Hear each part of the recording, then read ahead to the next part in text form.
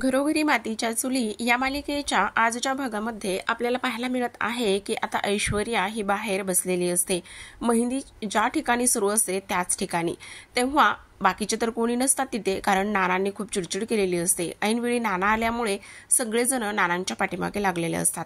त्याचबरोबर इथे आपण पाहतो की आता अवंतिका तिथे असते आणि ऐश्वर्या अवंतिकाला म्हणते, अगं अवंतिका, माझ्या हातावर मेहंदी काढणार प्लीज. त्यावर अवंतिका म्हणते, काय ग, तुला एवढीच हौस आहे का ग मेहंदी काढण्याची, ते सुद्धा दुसऱ्या होणाऱ्या नवऱ्याची नावाची. त्यावरच आता ऐश्वर्या म्हणते, हे बघ अवंतिका, तुला जर माझ्या हातावरती मेहंदी पाहिजे असेल आणि जर तुला वाटत असेल की व्यवस्थित सगळं काही पार पडावं तर गुपचूप मेहंदी काढ. नाहीतर तुझी जी लाडकी जाऊबाई आहे ना, तिच्या आईला केसाला जरी धक्का लागला तरीसुद्धा तुम्हाला कसं वाटेल, तुझ्या त्या ताईला कसं वाटेल. त्यामुळे गुपचूप माझ्या हातावर मेहंदी काढ. तेव्हाच अवंतिका म्हणते, हो का, तुला मेहंदी लावायची ना, ठीक आहे ना, लावते मी मेहंदी, तुझ्यासाठी स्पेशल मेहंदी. थांब, मेहंदीचा कोण घेऊन येते. असं म्हणूनच अवंतिका किचनमध्ये जाते आणि किचनमध्ये जाऊन स्वतःच्या मनाशीच बोलत असते, हिला मेहंदी लावायची ना, आता हिच्याकरिता छान स्पेशल अशी मेहंदी मी तयार करते. एकदा का हिच्या हातावरती मेहंदी लागली ना तर मग बघ कशी मजा येते ते. आणि त्याचबरोबर हा कोण आता रेडी झाल्या, ऐश्वर्या, तुला ऋषिकेश भाऊजींच्या हाताची मेहंदी लावायची आहे ना, तर मग चल बघूया कशी रंगते मेहंदी तर. असं म्हणून लगेचच आता अवंतिका मेहंदीचा कोण भरून घेऊन येते आणि तेव्हा ऐश्वर्यासमोर येऊन बसते. ऐश्वर्या तिला सांगतच असते, हे बघ, दोन्ही हातावर मस्त मेहंदी काढ. तेव्हा ऋषिकेश असं नाव लिहायचं आहे तुला. त्यावरच अवंतिका म्हणते, हो लिहिते ना, ऋषिकेश दादांचं नाव पाहिजे ना तुला तुझ्या हातावरती, मस्त नाव लिहिते, काळजी करू नकोस. असं म्हणूनच आता लगेचच ती ऐश्वर्याच्या हातावर मेहंदी काढायला सुरुवात करते आणि मस्त ऋषिकेशचं नाव लिहून देते. आता ऋषिकेशचं नाव लिहून दिल्यानंतर मनातच विचार करते, आता बघ मेहंदी रंगते का काय होतंय ते. खूपच मेहंदी काढायची हौस आहे ना तुला ऋषिकेश दादांच्या नावाची, बघूयात आता काय होतंय ते. असं म्हणून जसं जसं ऐश्वर्या सांगेल त्या पद्धतीची इथे अवंतिकाने मेहंदी तिला काढून दिलेली असते आणि शेवटी इथे मेहंदी काढून सुद्धा झालेली असते. ऐश्वर्या मनातच म्हणते, तुलाच मेहंदी काढायला लावली ना, खूप गुरमी आहे, खूप माज आहे ना तुला. आता मेहंदी काढून होते आणि त्यावर ती म्हणत असते, आता खरी मजा येणार आहे. आता बघ ऋषिकेशच्या नावाची मेहंदी माझ्या हातावरती कशी रंगते आणि कशी छान मजा येते. आता जानकीला खूपच आनंद होईल, हो की नाही. फायनली मी तुझ्याकडूनच मेहंदी काढून घेतली आहे असं म्हणूनच आनंदात येत असते. त्याचबरोबर आता विचार करत असते, ऐनवेळी ह्या म्हाताऱ्याने एंट्री करून खूपच गोंधळ घातला आहे, काय करायचं. आता ह्या ऋषिकेशला पडलंय सगळं, नानांना कसं समजवायचं, काय करायचं त्याचं तो बघून, समजू दे कसं समजवायचं ते, त्याला काय करायचंय ना तर त्याचं त्याला करू देत. काही जरी झालं तर त्याचं ठरवेल तो, नानांना कसं समजवायचंय, कसं कन्व्हिन्स करायचंय ते. तर आपण इकडे दुसऱ्या बाजूला पाहतो की आता हे चौघेजण वरती गच्चीवर असतात. तेव्हाच आता इकडे ऋषिकेश आणि इकडे बाकीचे म्हणत असतात, नानांना समजावणं म्हणजे खूपच कठीण आहे, नाना एवढ्या लवकर मान्य होणार नाहीत, कसं समजवायचंय नानांना. तेव्हाच जानकी म्हणत असते, नानांना समजवणं फार कठीण आहे, आपल्याला आता एक काम करायचं आहे आणि ते म्हणजेच की नानांसमोर सारंग भाऊजींना आणायचं. सारंग भाऊजींचं सगळं सत्य नानांना सांगायचं. जर सगळं सत्य नानांना समजलं तर नाना नक्कीच मान्य होतील. तेव्हाच आता इकडे हे सगळेजण विचार करतात, पण कसं आणायचं, काय करायचं, हे शक्य नाहीये आणि नाना आपल्याला काय बोलतील, कशा पद्धतीने ते सगळं काही करतील हे तर पाहावं लागणार आहे. त्याचबरोबर नाना एवढ्या सहजासहजी मानतील का, ते ओरडतील, रागवतील. त्यावरच आता जानकी म्हणते, हो, ते सगळं काही करण्यासाठी माझ्याकडे एक भन्नाट प्लॅन आहे. जर आपण हे सगळं सत्य नानांना सांगितलं तर ते नक्कीच ह्या सगळ्या गोष्टी मान्य करतील आणि ह्या सगळ्या गोष्टीला ते मान्यता सुद्धा देतील आणि त्याचमुळे आपल्याला हे सगळं काही त्यांना सांगावं लागणार आहे. काही जरी झालं ना तरी सुद्धा सारंग भाऊजी जिवंत आहेत आणि त्याचसोबत आपल्याला हे सगळं त्यांच्यासाठीच करतोय, लग्न का करतोय ही गोष्ट त्यांना आपल्याला सांगावी लागेल. आणि एकदा का आपण हे सगळं सत्य त्यांना सांगितलं की मग बघ नाना लगेचच ह्या लग्नाला तयार होतील. अगं हो जानकी, पण कसं सांगायचं आहे, काहीतरी डोक्यात असेल ना तुझ्या, बोल ना, काहीतरी प्लॅन करावा लागेल. त्यावर लगेच जानकी म्हणते, हो आहे ना, माझ्याकडे खूप मोठा प्लॅन आहे, आपण तो प्लॅन करूयात आणि तो प्लॅन केल्यानंतर सगळं काही व्यवस्थित होईल. आपण बघा अशा पद्धतीचा प्लॅन करायचा आहे की ज्यामुळे काठीही तुटणार नाही आणि सापही मरण. असं केल्यानंतर मगच सगळ्या काही गोष्टी व्यवस्थित होतील. ठीक आहे. मग आता जानकी लगेचच तिचा जो प्लॅन आहे तो तिचा चौघांना सुद्धा सांगण्याचा प्रयत्न करत असते आणि प्लॅन हा सक्सेस होईलच याची खात्री सगळ्यांना असते. आता सगळेजण आपापल्या कामाला लागलेले असतात. तर आपण पाहतो की आता ऐश्वर्या खोलीत असते. ऐश्वर्या खोलीत असताना ती स्वतःच्या मनाशीच बडबड करत असते. ती म्हणत असते, हो आता काय होईल माहिती आहे ना, आता लगेचच ऐश्वर्या समोर हा ऋषिकेश येईल आणि म्हणेल, अगं ऐश्वर्या, नाना काही केल्या ऐकत नाहीयेत बघ, ते काही लग्नाला मान्यता देत नाहीयेत, तुझं तू बघ काय करायचंय तर, असं म्हणूनच येणार. आता तेवढ्यातच ऋषिकेश दाराशी आलेलाच असतो. आल्याबरोबरच आता इकडे त्याला ऐश्वर्या म्हणत असते, काय ऋषिकेश हे? तेव्हाच ऋषिकेश म्हणतो, का काय झालं? तेव्हाच इकडे ऐश्वर्या म्हणते, नानांना समजवलं का? तेव्हाच ऋषिकेश म्हणतो, ते शक्य नाही आहे ग, कसं समजवायचं? तेव्हाच आता ती म्हणते, तुमचा बाप आहे ना तो, तुम्ही कसं समजवायचं, काय करायचं हे तुमचं तुम्ही ठरवा. आणि तुम्हाला माहिती ना हे लग्न तुमच्यासाठी किती इम्पॉर्टंट आहे. त्याचबरोबर जर हे लग्न नाही झालं तर तुमच्या बायकोची आई तुम्हाला भेटणार नाही, समजलं ना? आणि त्यामुळे नानांना कसं कन्व्हिन्स करायचं, कसं समजवायचं हे पूर्ण तुमची जिम्मेदारी आहे. त्यावर लगेचच ऋषिकेश म्हणतो, अगं ऐश्वर्या, वेडी आहेस का तू? काय डोक्यावर पडलीस की काय? नानांना कसं समजवायचं आहे आणि मी नाही समजू शकत. तुला माझ्यासोबत लग्न करायचंय ना तर तू समजव. तेव्हा ऐश्वर्या म्हणते, अजिबातच नाही, तुम्ही कसं समजवायचंय, काय करायचंय हे तुमचं तुम्ही ठरवायचं. तेवढ्यातच ठरल्याप्रमाणे जानकी तिथे येते आणि जानकीने टाळ्या वाजवतच तिथे एंट्री केलेली असते. खरं तर प्रेक्षकांनो हा सगळा त्यांचा प्लॅन असतो. आता मुद्दामूनच इथे ऐश्वर्यासमोर हे नाटक भांडत असतात. आता लगेच जानकी येते आणि टाळ्या वाजवते. तेव्हाच आता ऐश्वर्या तिला म्हणते, आलीस ना नाटकं करायला? कशाला ग, कशाला उगाचच माझ्या खोलीत आणि आमची नेहमीप्रमाणे चोरून बोलणं ऐकतेस? तेव्हा जानकी म्हणते, हो ग, त्याचं काय आहे ना, हे बघ ऐश्वर्या, तुझं हे नाटकी रूप मला बघायचं होतं.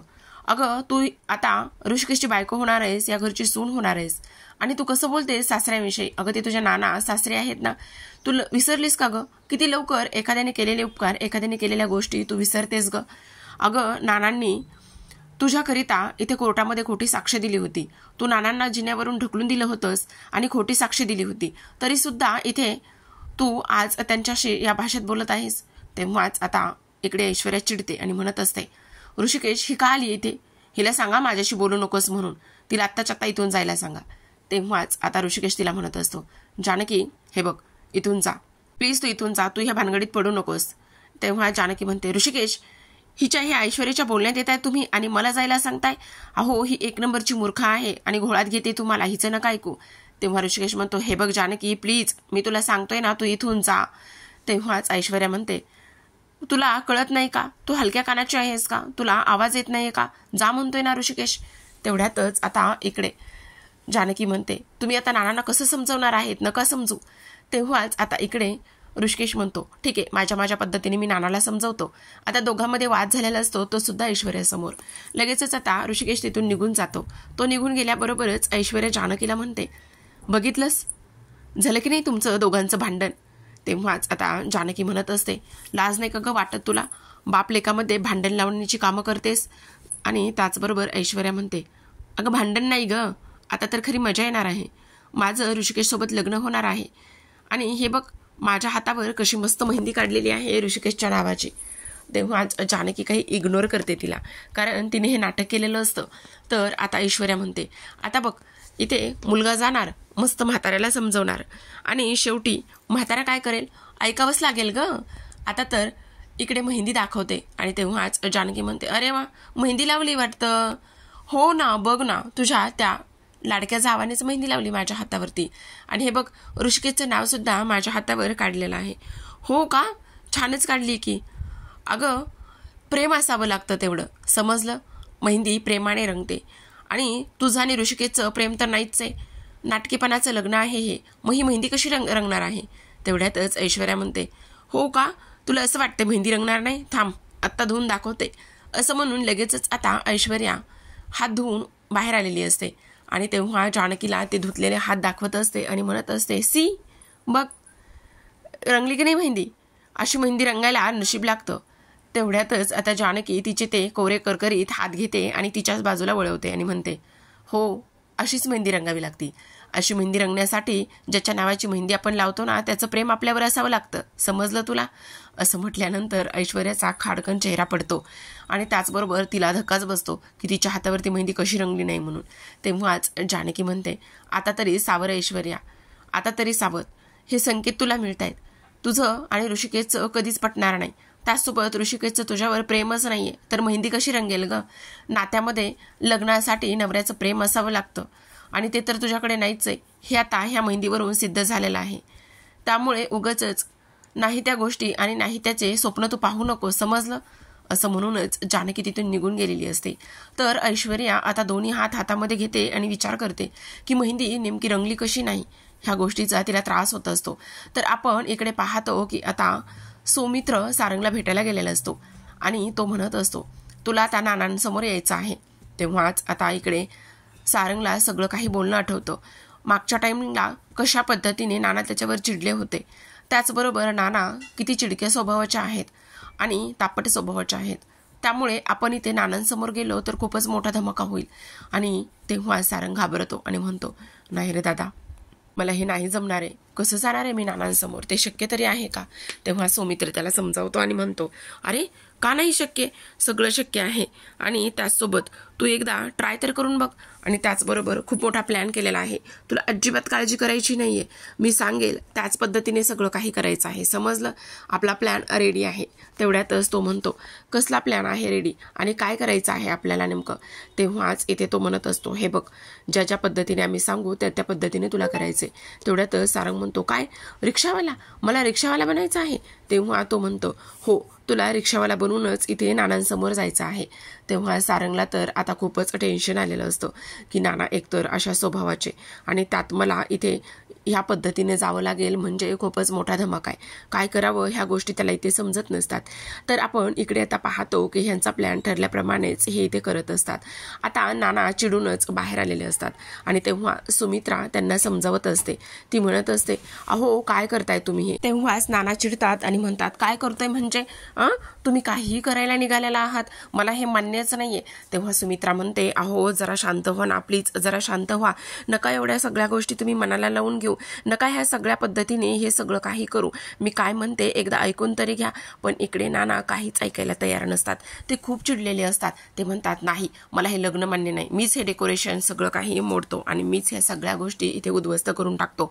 तेव्हा नाना इथे डेकोरेशन उद्ध्वस्त करायला लागलेले असतात. तेवढ्यातच आता तिथे ऋषी येतो आणि ऋषी आल्यानंतर पाहतो तर आता नाना खूपच विचित्र पद्धतीने सगळं काही इथे डिस्ट्रॉय करत असतात. तेव्हाच ऋषिकेश त्यांना थांबवतो आणि म्हणतो, एक मिनिट नाना, तुम्हाला असं नाही करता येणार. तेवढ्यातच नाना म्हणतात, का नाही करता येणार? त्या पोरीबरोबर तुला लग्न करायचे, लाज वाटत नाही का? तुझ्या भावाची बायको ना ती, आणि तरी सुद्धा तू ह्या पद्धतीने ह्या सगळ्या गोष्टी करायला निघालेला आहेस. मी हे सगळं अजिबात नाही होऊ देणार, समजलं तुला? असं बोलल्यानंतर आता इकडे लगेचच ऋषिकेश म्हणतो, हे बघा नाना, जरा तुम्ही समजून घ्या, जरा ऐकून घ्या प्लीज. पण इकडे मात्र नाना म्हणतात, नाही, मला हे लग्न मान्य नाही, माझ्या डोळ्यासमोर मी हे लग्न होऊच देणार नाही. पण आता इकडे ऋषिकेश म्हणत असतो, हे बघा नाना, तुम्ही थोडं समजून घ्या, आपल्याला हे लग्न करावंच लागणार आहे. तेव्हाच नाना म्हणतात, कशामुळे लग्न करावं लागणार आहे? काय कारण काय आहे लग्न करण्यासाठी? तेवढ्यातच आता ऋषिकेश म्हणतो, हो कारण आहे म्हणून तर लग्न करावं लागणार आहे. सांग ना मग, सांग कसलं कारण आहे? तेवढ्यात सगळे तिथे जमलेले असतात. तेवढ्यातच ऋषिकेश सांगायला जात असतो, हो मोठं कारण आहे, पण मी ते तुम्हाला आता नाही सांगू शकत, कारण समोरून आजी येताना दिसतात. आता समोरून आजी येताना दिसल्याबरोबरच आता इकडे मात्र लगेचच नाना कमरेवर हात देऊनच उभे असतात आणि ते म्हणत असतात, बोल ना, कसलं कारण आहे, काय आहे, सांगणार नाहीयेस तू मला? तेव्हाच आता ऋषी इथे म्हणत असतो, नाही सांगू शकत नाना, पण आत्ता ह्या घडीला एकच गोष्ट मी तुम्हाला सांगू शकतो की हे लग्न मला करावंच लागणार आहे आणि तुम्हाला सुद्धा ह्या लग्नाला इथे संमती द्यावीच लागणार आहे. असं म्हटल्याबरोबरच आता इकडे नाना म्हणतात, जर हे असं असेल तर मग मला मात्र इथे थांबायचंच नाहीये, मी आत्ताच्या आत्ता हे घर सोडून जातो. तेवढ्यातच आता ऋषिकेश म्हणत असतो, नाना प्लीज प्लीज तुम्ही असं नका करू, का असं करताय? काही गरज नाहीये तुम्हाला घर वगैरे सोडून जायची. तेवढ्यात जानकी म्हणत असते, नाना जरा तुम्ही ऐकून तरी घ्या, नका असं करू. तेवढ्यातच आता नाना म्हणत असतात, जानकी तू तर माझ्याशी बोलूच नको, मला तर तुझ्याकडून ही अपेक्षाच नव्हती. सुमित्रा अडवण्याचा प्रयत्न करत असते तर इकडे जानकी ऋषिकेशला म्हणत असते, अहो थांबवा ना नानांना प्लीज, थांबवा ना. तर नाना म्हणत असतात, नाही मला इथे थांबायचंच नाहीये, मला नाही हे सगळं काही सहन होत, मी हे उघड्या डोळ्यांनी बघू शकत नाही. तेवढ्यातच आजी म्हणत असतात, अहो नानासाहेब तुम्ही हे काय करताय, काय करताय म्हणजे, अहो हे काय चाललंय घरामध्ये, एवढं रामायण भारत मी जिवंत असताना माझ्याच नजरेसमोर होतोय, मी हे नाही सहन करू शकत, त्यामुळे मला या घरामध्ये अजिबात थांबायचं नाही. असं म्हणूनच मी आत्ताच्या आत्ता मी हे घर सोडूनच जातो. तुम्हाला जो काही गोंधळ घालायचा आहे ना तो गोंधळ तुम्ही इथे घाला, मला नाही थांबायचंय. असं म्हणून नाना लगेचच घरातून बाहेर पडतात. इकडे लगेचच आता ऋषीने सारंगला मिस कॉल दिलेला असतो आणि ठरल्याप्रमाणे ह्यांचा प्लॅन हा वर्क होत असतो. अगदीच त्यांना पाहिजे त्याच पद्धतीने इथे हा प्लॅन इथे होत असतो. त्याचबरोबर आपण पाहतो की आता जेव्हाच नाना बाहेर पडतात, बाहेर पडल्याबरोबर त्यांच्या पुढ्यातच रिक्षा येऊन उभी असते. ए रिक्षावाला म्हणून आवाज देतात. लगेच सारंग रिक्षा घेऊन येतो. सारंगने मस्त रिक्षावाल्याचे कपडे आणि डोक्याला लाल कलरचा गमछा गुंडाळलेला असतो. नाना रिक्षात बसतात. तेव्हा सारंग म्हणतो, कुठे जायचे तुम्हाला, कुठे सोडू. अरे चल बाबा कुठेही सोड, फक्त ह्या घरापासून थोडं लांब सोड, आणि चल मी मीटर टाकलाय, चल पटकन चल. असं म्हणूनच आता सारंग रिक्षा चालवायला सुरुवात करतो. नाना खूप अस्वस्थ असतात आणि रिक्षात बसलेले असतात. आणि तू नको रे काळजी करू, काय चाललंय आमच्या घरामध्ये मलाच कळत नाही.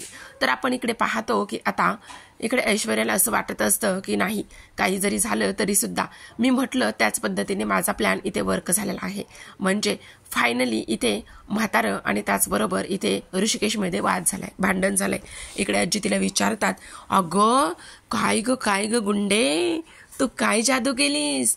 तो पोरगा, अगं रामासारखा पोरगा चक्क इथे बापाशी भांडलेला आहे, तू कसली जादू केलीस, बोलणार आहेस का, सांगणार आहेस का.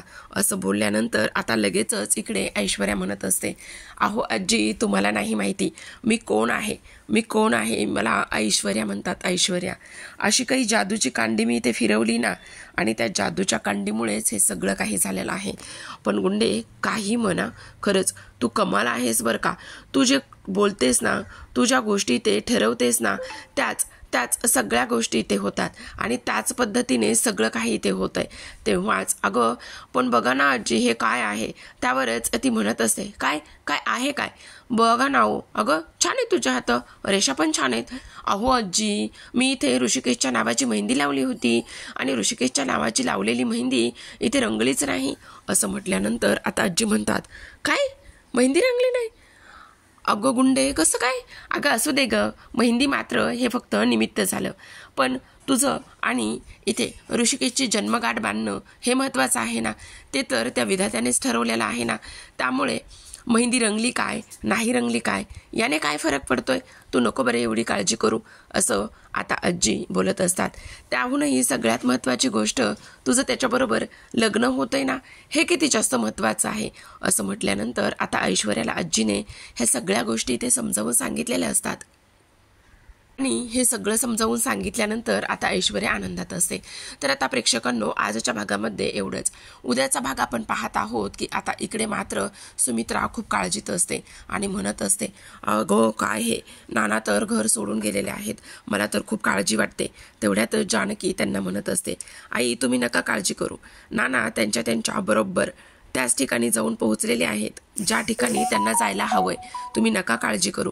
तेवढ्यातच म्हणजे तुला नेमकं काय म्हणायचंय. हो आई तुम्ही नका काळजी करू, आता सगळं काही व्यवस्थित होणार आहे.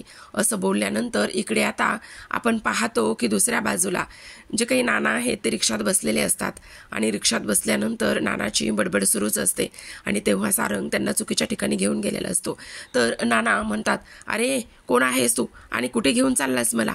असं म्हटल्यानंतर आता आपण पाहतो की आरशातून नानांना सारंग दिसलेला असतो आणि तेव्हा नानांना तर खूपच मोठा धक्का इथे बसतो.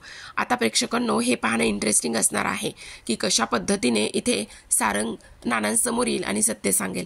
तर इकडे दुसऱ्या बाजूला पाहतो की आता लताबाई तिथून सुटण्याचा पूर्ण प्रयत्न करत असतात आणि तेव्हा त्या म्हणत असतात, काही कर ग माया, काहीतरी कर, पण आपल्याला इथून सुटावंच लागणार आहे. त्याचबरोबर काही जरी झालं तरी सुद्धा इथे आपल्याला नाही राहता येणार. तेव्हाच माया म्हणते, आता काही ह्या घराला आग लावायची बाकी आहे का. तेव्हाच आता लताबाईंच्या डोक्यामध्ये विचार येतो, अरे वा, काय मस्त आयडिया दिलेली आहे. आग तर आपण लावू शकतो ना, आग लावली तर आपण ह्या घरातून बाहेर पडू शकतो ना. आता लताबाईंच्या मनामध्ये हे विचार आलेले असतात. तर हे पाहणं खूपच इंटरेस्टिंग असतं की आता लताबाई कशा पद्धतीने ह्या घरातून बाहेर पडण्यासाठी काय काय करेल, पाहूयात येणाऱ्या पुढील भागामध्ये. तोपर्यंत तुम्ही पाहत राहा घरोघरी मातीच्या चुली.